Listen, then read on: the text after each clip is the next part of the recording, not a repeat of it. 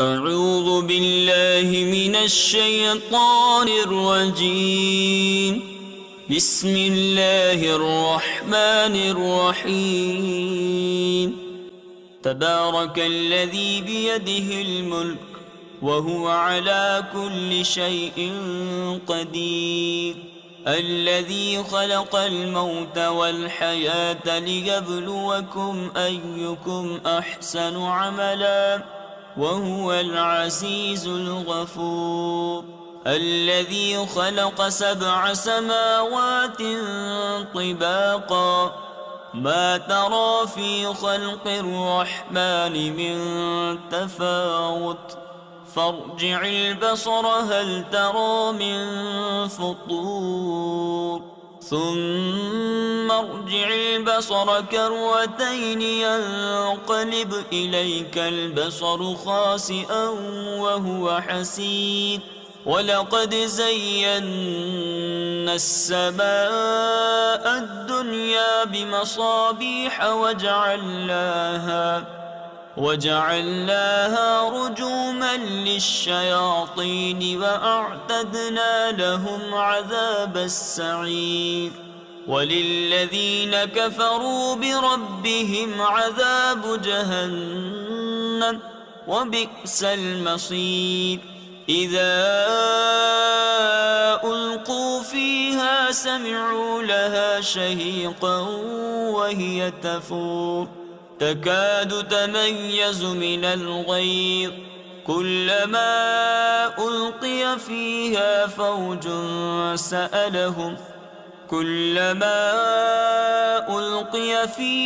فوج سألهم خزنتها ألم يأتكم نذير قالوا بلى قد جاءنا نذير فكذبنا وقلنا ما نزل الله من شيء إن أنتم إلا في ضلال كبير. وقالوا لو كنا نسمع أو نعقل ما كنا في أصحاب السعير فاعترفوا بذنبهم فسحقا لأصحاب السعير. إن الذين يخشون ربهم بالغيب لهم مغفرة وأجر كبير. وأسروا قولكم أو اجهروا به إنه عليم بذات الصدور. ألا يعلم من خلق وهو اللطيف الخبير. هو الذي جعل لكم الأرض دلولا فامشوا في مناكبها وكلوا من رزقه وإليه النشور. أأمنتم من في السماء أن يخسف بكم الأرض فإذا هي تمور أم أمنتم من في السماء أن يرسل عليكم حاصبا فستعلمون كيف نذير. ولقد كذب الذين من قبلهم فكيف كان نكير. أولم يروا إلى الطير فوقهم صافات ويقبضن ما يمسكهن إلا الرحمن إنه بكل شيء بصير. أمن هذا الذي هو جند لكم ينصركم من دون الرحمن إن الكافرون إلا في غرور. أمن هذا الذي يرزقكم إن أمسك رزقه بل لجوا في عتو ونفور. أفمن يمشي مكبا على وجهه أهدى أمن أمن يمشي سويا على صراط مستقيم. قل هو الذي أنشأكم وجعل لكم السمع والأبصار والأفئدة قليلا ما تشكرون. قل هو الذي ذرأكم في الأرض وإليه تحشرون. ويقولون متى هذا الوعد إن كنتم صادقين. قل إنما العلم عند الله وإنما أنا نذير مبين. فلما رأوه زلفة سيئت وجوه الذين كفروا وقيل هذا الذي كنتم به تدعون. قل أرأيتم إن أهلكني الله ومن معي أو رحمنا فمن يجير الكافرين من عذاب أليم. قل هو الرحمن آمنا به وعليه توكلنا فستعلمون من هو في ضلال مبين. قل أرأيتم إن أصبح ماؤكم غورا فمن يأتيكم بماء معين. بسم الله الرحمن الرحيم. نون والقلم وما يسطرون. ما أنت بنعمة ربك بمجنون وإن لك لأجرا غير ممنون وإنك لعلى خلق عظيم. فستبصر ويبصرون بأيكم المفتون. إن ربك هو أعلم بمن ضل عن سبيله وهو أعلم بالمهتدين. فلا تطع المكذبين ودوا لو تدهن فيدهنون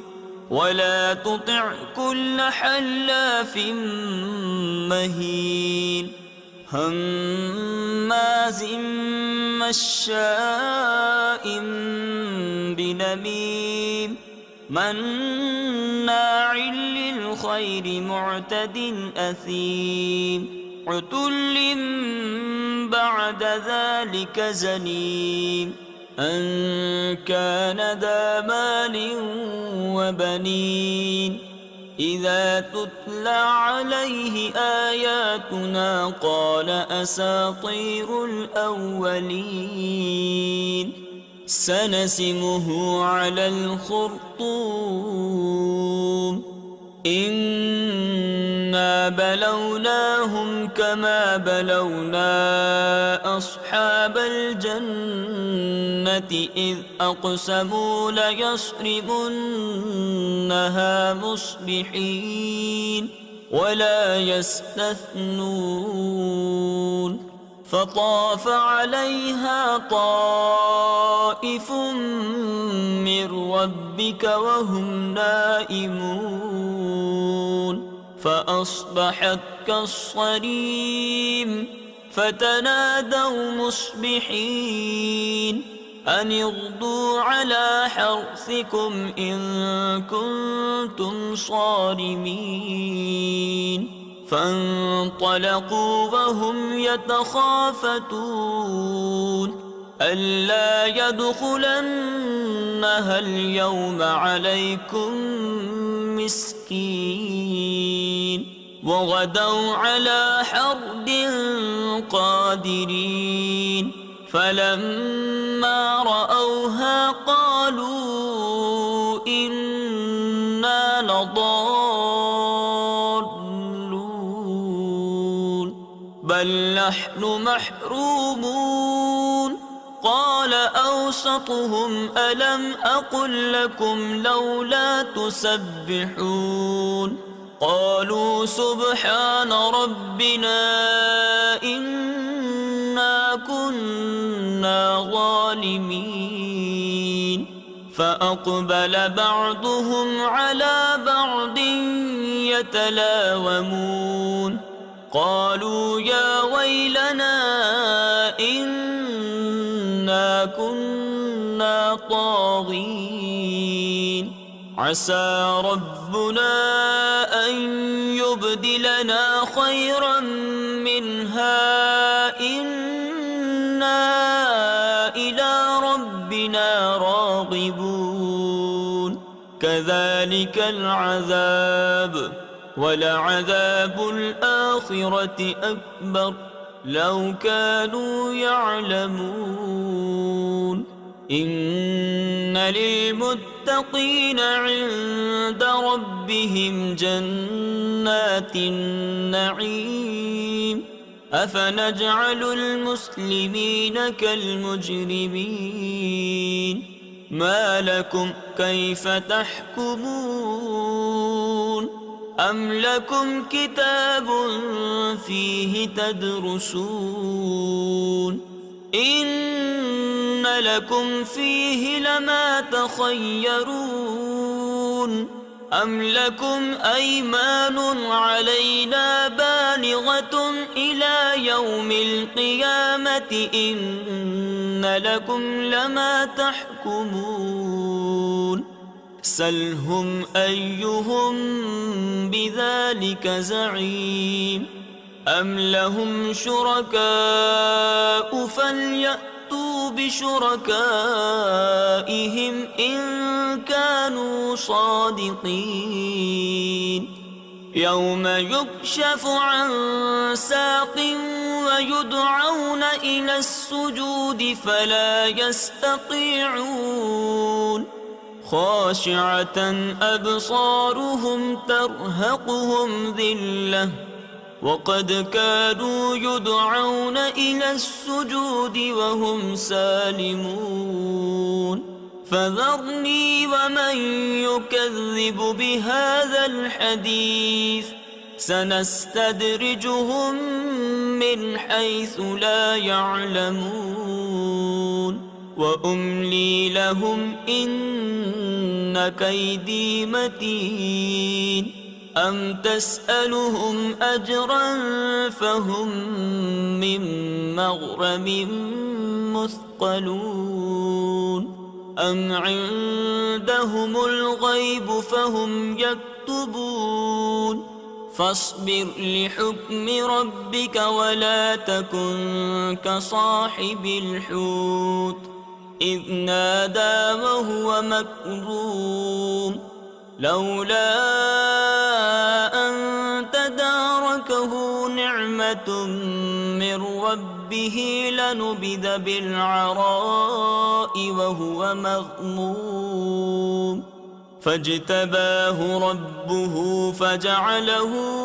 من الصالحين وإن يكاد الذين كفروا ليزلقونك بأبصارهم لما سمعوا الذكر ويقولون إنه لمجنون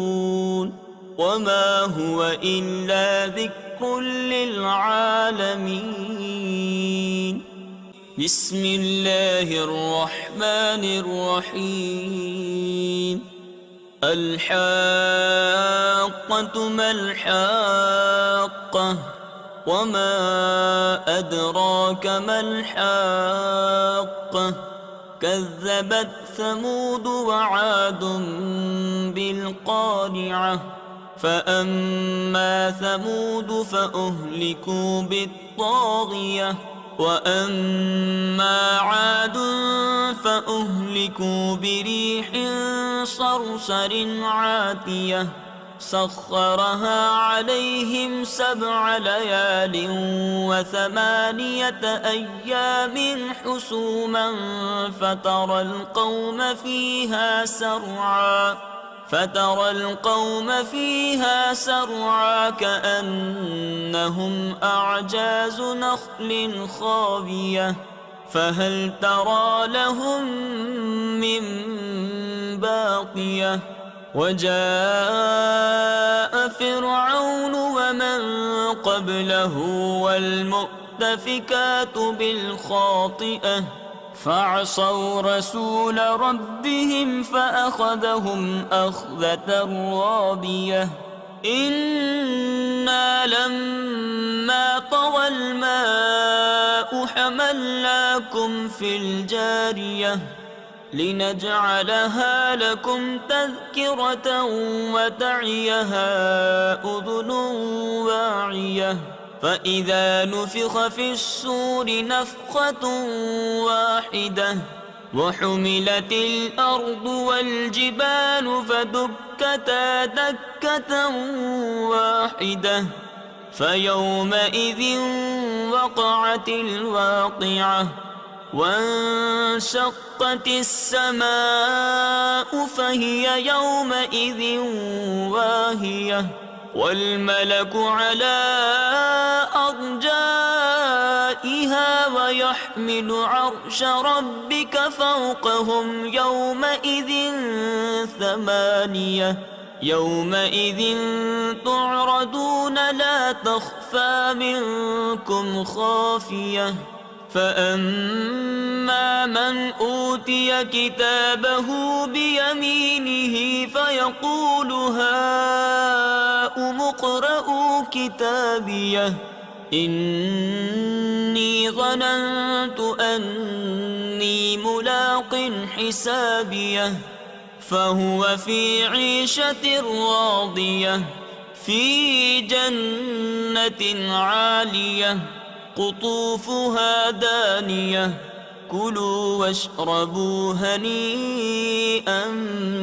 بما أسلفتم في الأيام الخالية وأما من أوتي كتابه بشماله فيقول يا ليتني لم أوت كتابيه ولم أدر ما حسابيه يا ليتها كانت القاضية ما أغنى عني ماليه هلك عني سلطانيه خذوه فغلوه ثم الجحيم صلوه ثم في سلسلة ذرعها 70 ذراعا فاسلكوه إنه كان لا يؤمن بالله العظيم ولا يحض على طعام المسكين فليس له اليوم هاهنا حميم ولا طعام إلا من غسلين لا يأكله إلا الخاطئون فلا أقسم بما تبصرون وما لا تبصرون إنه لقول رسول كريم وما هو بقول شاعر قليلا ما تؤمنون ولا بقول كاهن قليلا ما تذكرون تنزيل من رب العالمين ولو تقول علينا بعض الأقاويل لأخذنا منه باليمين ثم لقطعنا منه الوتين فما منكم من أحد عنه حاجزين وإنه لتذكرة للمتقين وإنا لنعلم أن منكم مكذبين وإنه لحسرة على الكافرين وإنه لحق اليقين فسبح باسم ربك العظيم بسم الله الرحمن الرحيم سأل سائل بعذاب واقع للكافرين ليس له دافع من الله ذي المعارج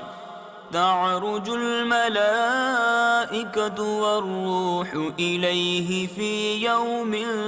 كان مقداره 50,000 سنة فاصبر صبرا جميلا إنهم يرونه بعيدا ونراه قريبا يوم تكون السماء كالمهل وتكون الجبال كالعهن ولا يسأل حميم حميما يبصرونهم يود المجرم لو يفتدي من عذاب يومئذ ببنيه وصاحبته وأخيه وفصيلته التي تؤويه ومن في الأرض جميعا ثم ينجيه كلا إنها لظى نزاعة للشوى تدعو من أدبر وتولى وجمع فأوعى إن الإنسان خلق هلوعا إذا مسه الشر جزوعا وإذا مسه الخير منوعا إلا المصلين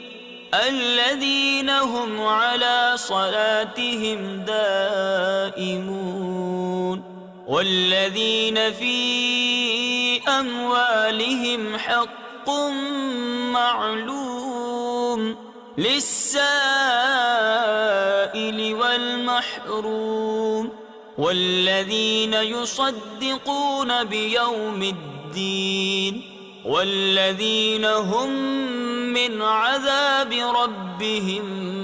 مشفقون إن عذاب ربهم غير مأمون والذين هم لفروجهم حافظون إلا على أزواجهم أو ما ملكت أيمانهم فإنهم غير ملومين فمن ابتغى وراء ذلك فأولئك هم العادون والذين هم لأماناتهم وعهدهم راعون والذين هم بشهاداتهم قائمون والذين هم على صلاتهم يحافظون أولئك في جنات مكرمون فما للذين كفروا قبلك مهطعين عن اليمين وعن الشمال عزين أيطمع كل امرئ منهم أن يدخل جنة نعيم كلا إنا خلقناهم مما يعلمون فلا أقسم برب المشارق والمغارب إنا لقادرون على أن نبدل خيرا منهم وما نحن بمسبوقين فذرهم يخوضوا ويلعبوا حتى يلاقوا يومهم الذي يوعدون يوم يخرجون من الأجداث سراعا كأنهم إلى نصب يوفضون خاشعة أبصارهم ترهقهم ذلة ذلك اليوم الذي كانوا يوعدون بسم الله الرحمن الرحيم إنا أرسلنا نوحا إلى قومه أن أنذر قومك من قبل أن يأتيهم عذاب أليم قال يا قوم إني لكم نذير مبين أن اعبدوا الله واتقوه وأطيعون يغفر لكم من ذنوبكم ويؤخركم إلى أجل مسمى إن أجل الله إذا جاء لا يؤخر لو كنتم تعلمون قال رب إني دعوت قومي ليلا ونهارا فلم يزدهم دعائي إلا فرارا وإني كلما دعوتهم لتغفر لهم جعلوا أصابعهم في آذانهم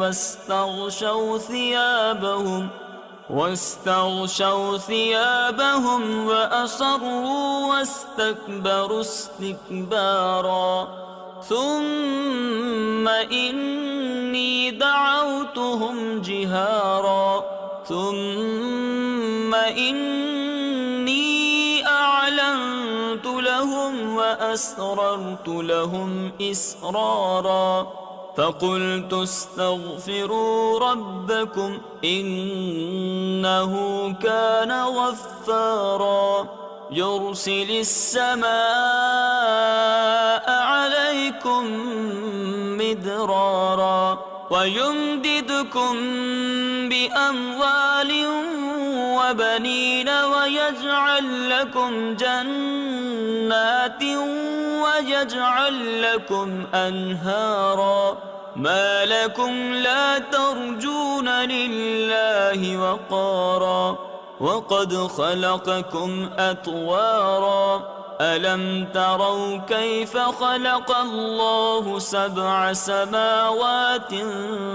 طباقا وجعل القمر فيهن نورا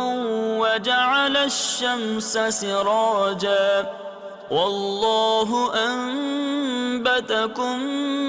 من الأرض نباتا ثم يعيدكم فيها ويخرجكم إخراجا والله جعل لكم الأرض بساطا لتسلكوا منها سبلا فجاجا قال نوح رب إنهم عصوني واتبعوا من لم يزده ماله وولده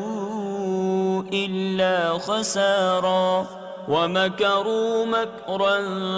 كبارا وقالوا لا تذرن آلهتكم ولا تذرن ودا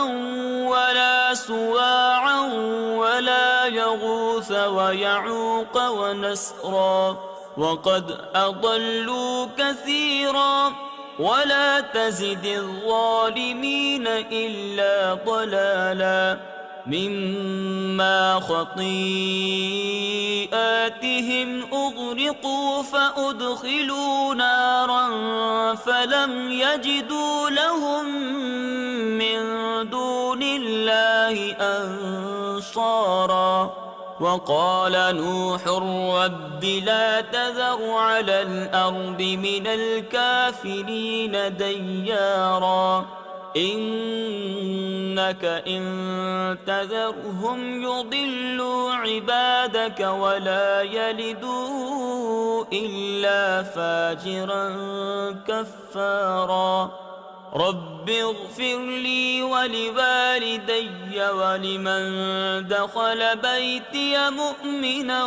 وللمؤمنين والمؤمنات ولا تزد الظالمين إلا تبارا بسم الله الرحمن الرحيم قل أوحي إلي أنه استمع نفر من الجن فقالوا إنا سمعنا قرآنا عجبا يهدي إلى الرشد فآمنا به ولن نشرك بربنا أحدا وأنه تعالى جد ربنا ما اتخذ صاحبة ولا ولدا وأنه كان يقول سفيهنا على الله شططا وأنا ظننا أن لن تقول الإنس والجن على الله كذبا وأنه كان رجال من الإنس يعوذون برجال من الجن فزادوهم رهقا وأنهم ظنوا كما ظننتم أن لن يبعث الله أحدا وأنا لمسنا السماء فوجدناها ملئت حرسا شديدا وشهبا وأنا كنا نقعد منها مقاعد للسمع فمن يستمع الآن يجد له شهابا رصدا وأنا لا ندري أشر أريد بمن في الأرض أم أراد بهم ربهم رشدا وأنا منا الصالحون ومنا دون ذلك كنا طرائق قددا وأنا ظننا أن لن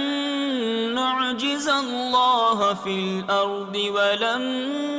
نعجزه هربا وأنا لما سمعنا الهدى آمنا به فمن يؤمن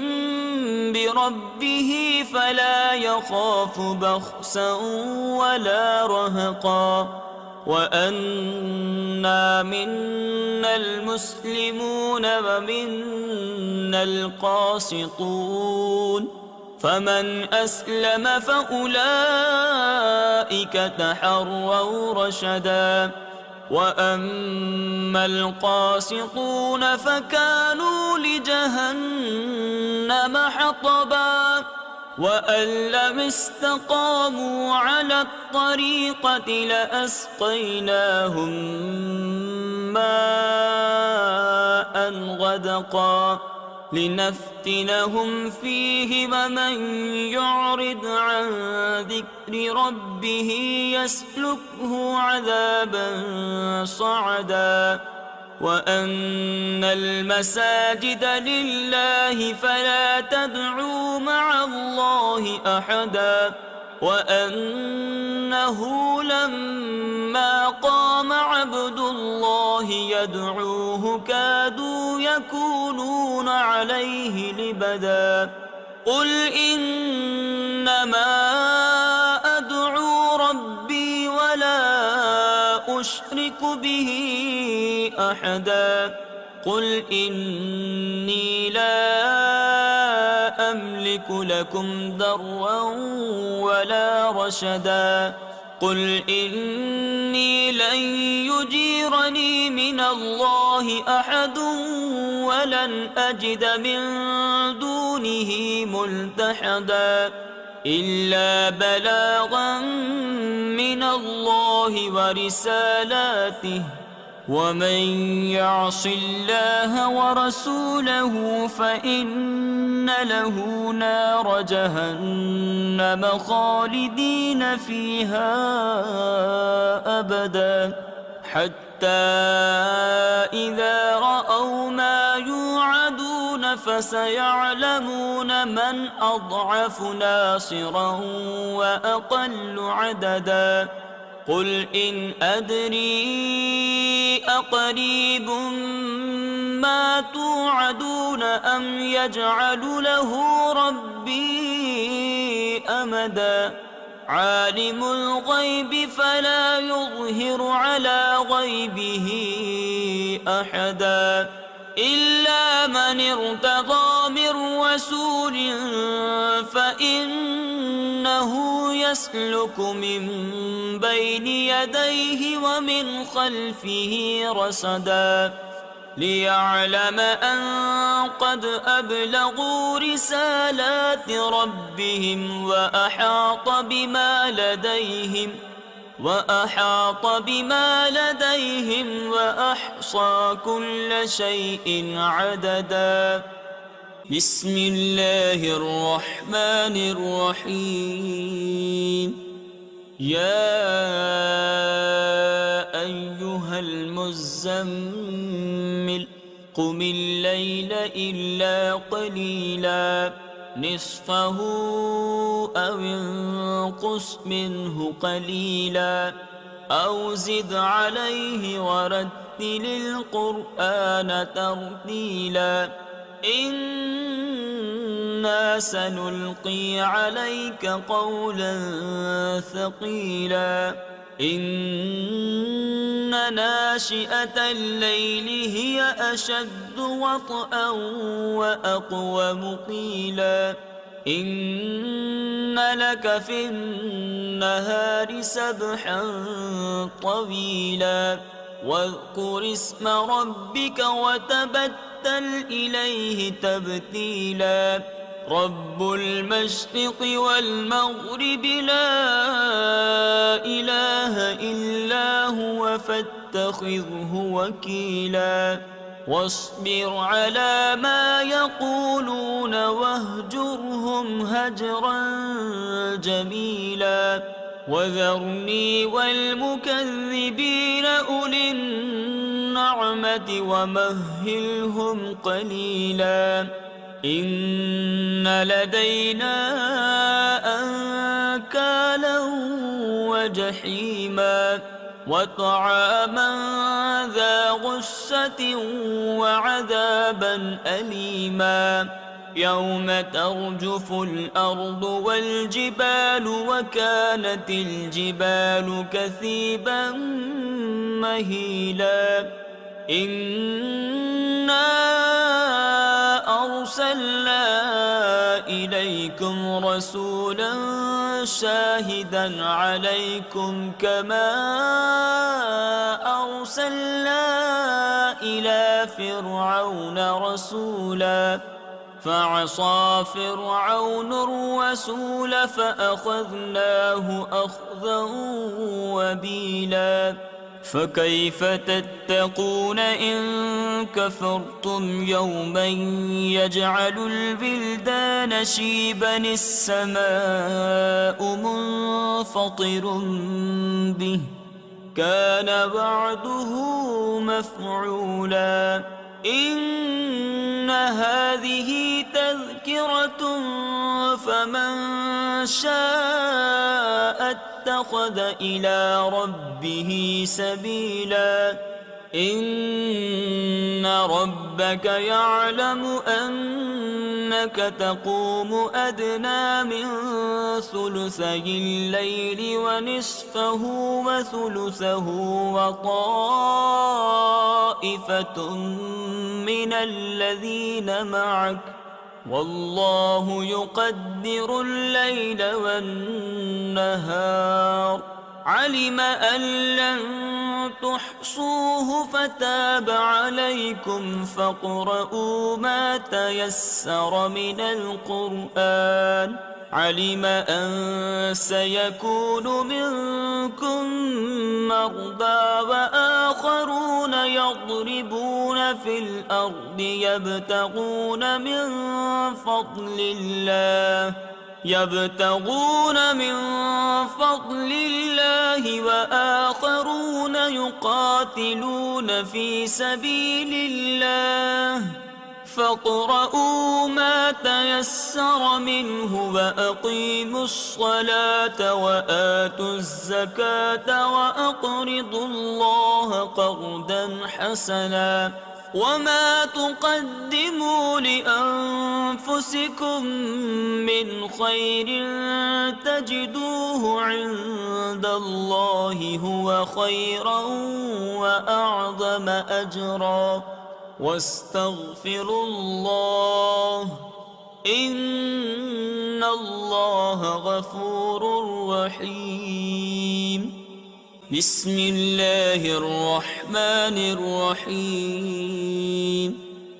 يا أيها المدثر قم فأنذر وربك فكبر وثيابك فطهر والرجز فاهجر ولا تمنن تستكثر ولربك فاصبر فإذا نقر في الناقور فذلك يومئذ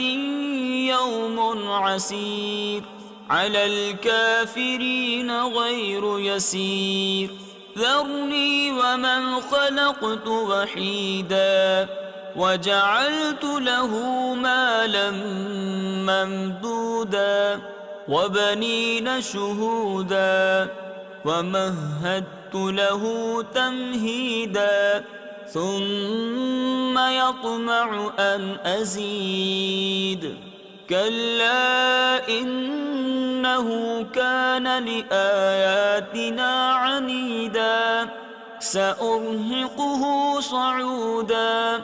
إنه فكر وقدر فقتل كيف قدر ثم قتل كيف قدر ثم نظر ثم عبس وبصر ثم أدبر واستكبر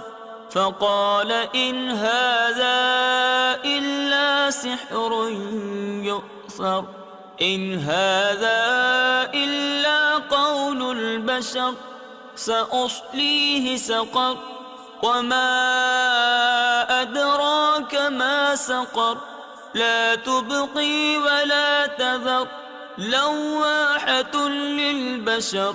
عليها 19 وما جعلنا أصحاب النار إلا ملائكة وما جعلنا عدتهم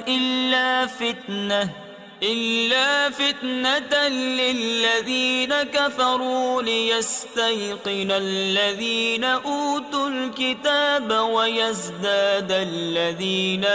آمنوا إيمانا ولا يرتاب الذين أوتوا الكتاب والمؤمنون وليقول الذين في قلوبهم مرض والكافرون ماذا أراد هذا مثلا كذلك يضل الله من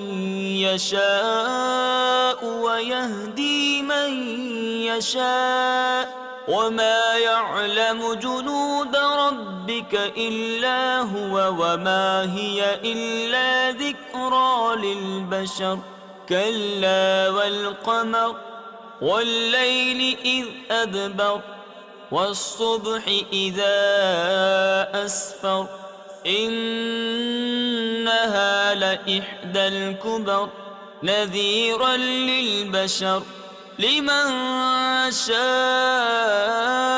منكم أن يتقدم أو يتأخر كل نفس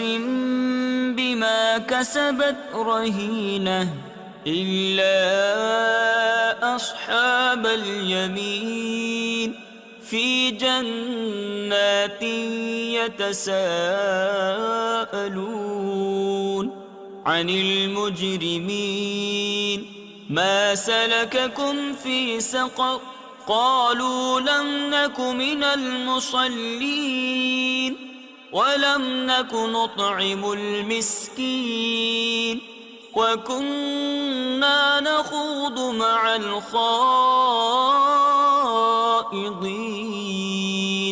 وكنا نكذب بيوم الدين حتى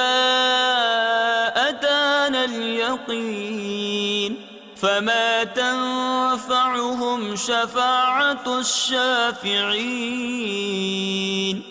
فما لهم عن التذكرة معرضين كأنهم حمر مستنفرة فرت من قسورة بل يريد كل امرئ منهم أن يؤتى صحفا منشرة كلا بل لا يخافون الآخرة كلا إنه تذكرة فمن شاء ذكره وما يذكرون إلا أن يشاء الله هو أهل التقوى وأهل المغفرة بسم الله الرحمن الرحيم لا أقسم بيوم القيامة ولا أقسم بالنفس اللوامة أيحسب الإنسان أن لن نجمع عظامه بلى قادرين على أن نسوي بنانه بل يريد الإنسان ليفجر أمامه يسأل أيان يوم القيامة فإذا برق البصر وخسف القمر وجمع الشمس والقمر يقول الإنسان يومئذ أين المفر كلا لا وزر إلى ربك يومئذ المستقر ينبأ الإنسان يومئذ بما قدم وأخر بل الإنسان على نفسه بصيرة ولو ألقى معاذيره لا تحرك به لسانك لتعجل به إن علينا جمعه وقرآنه فإذا قرأناه فاتبع قرآنه ثم إن علينا بيانه كلا بل تحبون العاجلة وتذرون الآخرة وجوه يومئذ ناظرة إلى ربها ناظرة ووجوه يومئذ يومئذ باسرة تظن أن يفعل بها فاقرة كلا إذا بلغت التراقي وقيل من راق وظن أنه الفراق والتفت الساق بالساق إلى ربك يومئذ المساق فلا صدق ولا صلى ولكن كذب وتولى ثم ذهب إلى أهله يتمطى أولى لك فأولى ثم أولى لك فأولى أيحسب الإنسان أن يترك سدى ألم يك نطفة من مني يمنى ثم كان علقة فخلق فسوى فجعل منه الزوجين الذكر والأنثى أليس ذلك بقادر على أن يحيي الموتى بسم الله الرحمن الرحيم هل أتى على الإنسان حين من الدهر لم يكن شيئا مذكورا إنا خلقنا الإنسان من نطفة أمشاج نبتليه فجعلناه سميعا بصيرا إنا هديناه السبيل إما شاكرا وإما كفورا إنا أعتدنا للكافرين سلاسل وأغلالا وسعيرا إن الأبرار يشربون من كأس كان مزاجها كافورا عينا يشرب بها عباد الله يفجرونها تفجيرا يوفون بالنذر ويخافون يوما كان شره مستطيرا ويطعمون الطعام على حبه مسكينا ويتيما وأسيرا إنما نطعمكم لوجه الله لا نريد منكم جزاء ولا شكورا إنا نخاف من ربنا يوما عبوسا قمطريرا فوقاهم الله شر ذلك اليوم ولقاهم نضرة وسرورا وجزاهم بما صبروا جنة وحريرا متكئين فيها على الأرائك لا يرون فيها شمسا ولا زمهريرا ودانية عليهم ظلالها وذللت قطوفها تذليلا ويطاف عليهم بآنية من فضة وأكواب كانت قوارير من فضة قدروها تقديرا ويسقون فيها كأسا كان مزاجها زنجبيلا عينا فيها تسمى سلسبيلا ويطوف عليهم بلدان مخلدون إذا رأيتهم حسبتهم لؤلؤا منثورا وإذا رأيت ثم رأيت نعيما وملكا كبيرا عاليهم ثياب سندس خضر واستبرق وحلوا أساور من فضة وسقاهم ربهم شرابا طهورا إن هذا كان لكم جزاء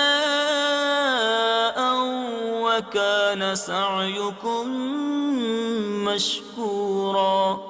إنا نحن نزلنا عليك القرآن تنزيلا فاصبر لحكم ربك ولا تطع منهم آثما أو كفورا واذكر اسم ربك بكرة وأصيلا ومن الليل فاسجد له وسبحه ليلا طويلا إن هؤلاء يحبون العاجلة ويذرون وراءهم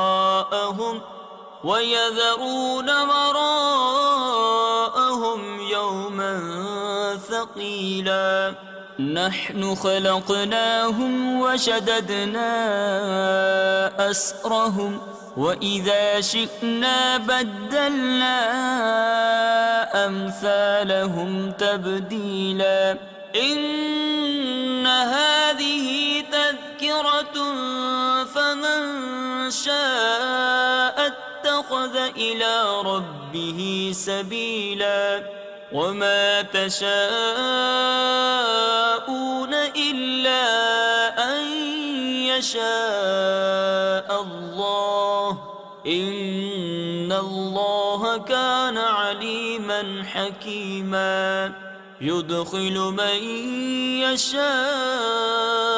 في رحمته والظالمين أعد لهم عذابا أليما بسم الله الرحمن الرحيم والمرسلات عرفا فالعاصفات عصفا والناشرات نشرا فالفارقات فرقا فالملقيات ذكرا عذرا أو نذرا إنما توعدون لواقع فإذا النجوم طمست وإذا السماء فرجت وإذا الجبال نسفت وإذا الرسل أقتت لأي يوم أجلت ليوم الفصل وما أدراك ما يوم الفصل ويل يومئذ للمكذبين ألم نهلك الأولين ثم نتبعهم الآخرين كذلك نفعل بالمجرمين ويل يومئذ للمكذبين ألم نخلقكم من ماء مهين فجعلناه في قرار مكين إلى قدر معلوم فقدرنا فنعم القادرون ويل يومئذ للمكذبين ألم نجعل الأرض كفاتا أحياء وأمواتا وجعلنا فيها رواسي شامخات وأسقيناكم ماء فراتا ويل يومئذ للمكذبين انطلقوا إلى ما كنتم به تكذبون انطلقوا إلى ظل ذي 3 شعب لا ظليل ولا يغني من اللهب إنها ترمي بشرر كالقصر كأنه جمالة صفر ويل يومئذ للمكذبين هذا يوم لا ينطقون ولا يؤذن لهم فيعتذرون ويل يومئذ للمكذبين